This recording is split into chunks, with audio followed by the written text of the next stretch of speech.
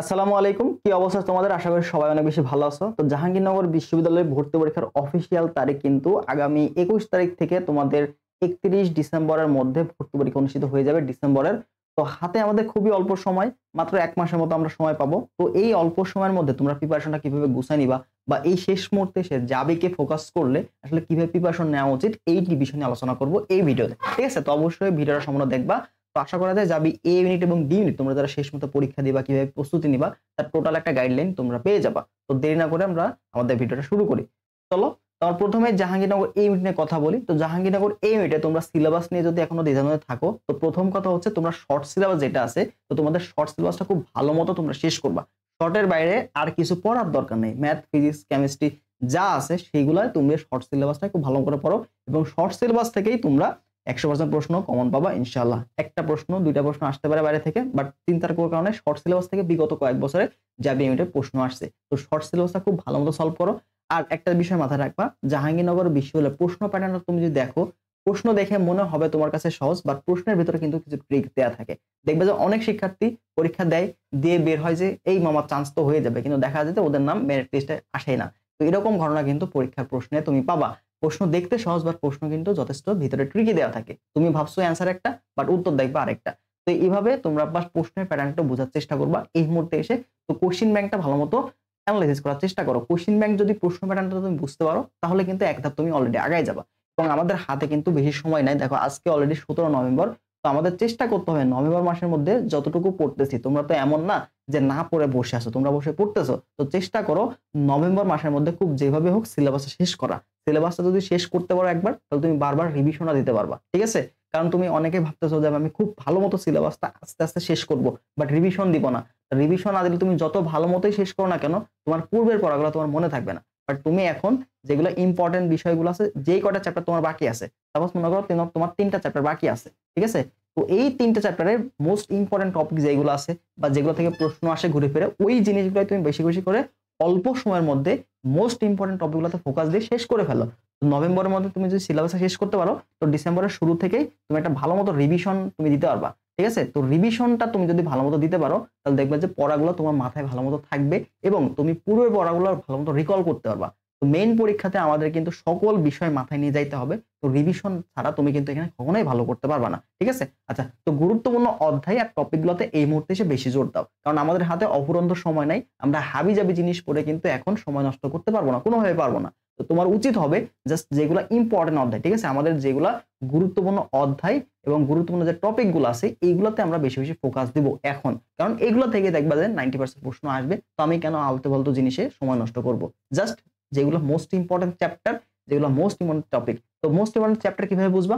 তো আমরা কিন্তু অলরেডি তোমাদের হলো যাবি এই ইউনিটের জন্য ফিজিক্স এবং হচ্ছে কেমিস্ট্রি অ্যানালিসিস করে দিছি। তো এটার ভিডিও লিংকটা আমি দিয়ে রাখবো কমেন্ট বক্সে। তো তুমি সেখান থেকে দেখে নিতে পারো ফিজিক্স এবং কেমিস্ট্রির কোন চ্যাপ্টারগুলো কি বেশি ইম্পর্টেন্ট এবং কোন টপিক থেকে প্রশ্ন আসে, এগুলো আমি দিয়ে রাখছি। ঠিক আছে? এগুলো তুমি দেখে নিবা। কমেন্ট সেকশনে দিয়ে থাকবে বা ডেসক্রিপশন বক্সে আগের ভিডিওগুলো দিব। এবার নভেম্বর মধ্যে সিলেবাসটা শেষ করবা।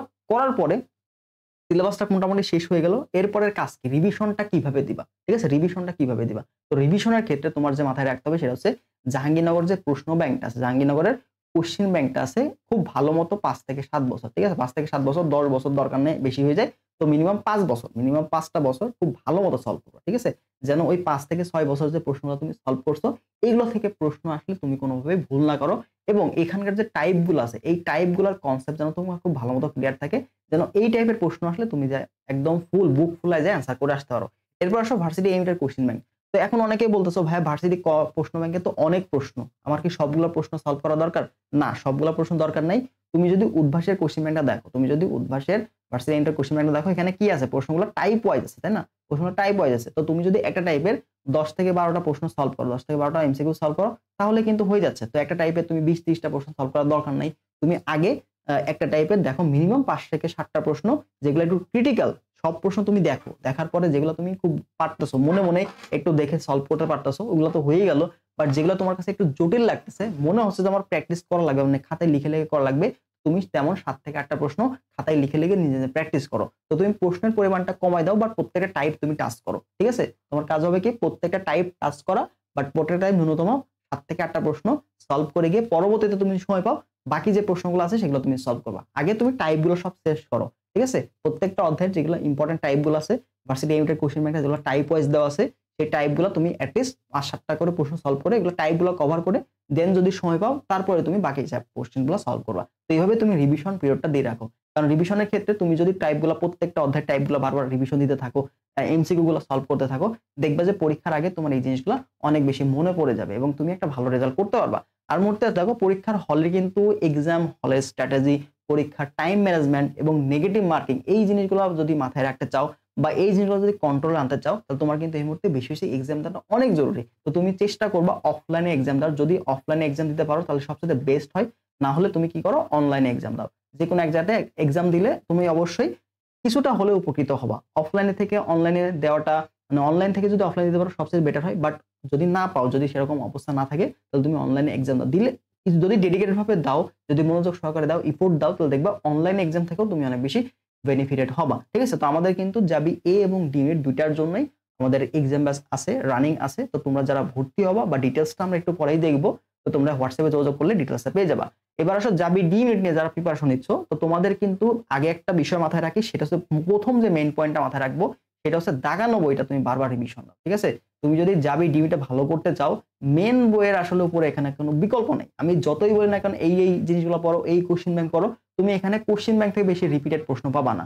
তুমি জাবি ডি ইউনিটের কোশ্চেন ব্যাংক থেকে রিপিটেড প্রশ্ন পাবা না। তোমাকে মেন বইটা খুব ভালো মতো সলভ করতে হবে। ঠিক আছে? তো মেন বইয়ের যে দাগানো লাইনগুলো আছে এগুলো তুমি ভালো করে পড়ো এবং অনুশীলনের প্রশ্নগুলো সলভ করো। ঠিক আছে? কিসের? অনুশীলনী প্রশ্নগুলো। অনুশীলনী, ঠিক আছে? অনুশীলনী প্লাস বোর্ডে আসা যে প্রশ্নগুলো আছে এগুলো তুমি সলভ করো। ঠিক আছে? তাহলে কি করবা, মেন বই থেকে অবশ্যই ভালো করে সলভ করো। মেন বইয়ের দাগানো পয়েন্টগুলো যেগুলো জাবি ডি ইউনিটের জন্য আসে, দেখবে যে কিছু প্রশ্ন ভার্সিটি এ বা মিডির জন্য আসে এবং কিছু প্রশ্ন আসলে জাবি ডিতেই আসে, শুধু অন্য কোনো জায়গাতে আসে না। তো এই টপিকগুলো তুমি কোশ্চেন ব্যাংক থেকে দেখবা। যে টপিকগুলো থেকে শুধু জাবি ডিতে আসে সেগুলো তুমি কোশ্চেন ব্যাংক থেকে অ্যানালাইসিস করো, করে ওই টপিকগুলো বই থেকে পড়ার চেষ্টা করো এবং দাগানো বই। তোমার তো এখানে সবগুলো লাইন টু লাইন পড়ার দরকার নাই।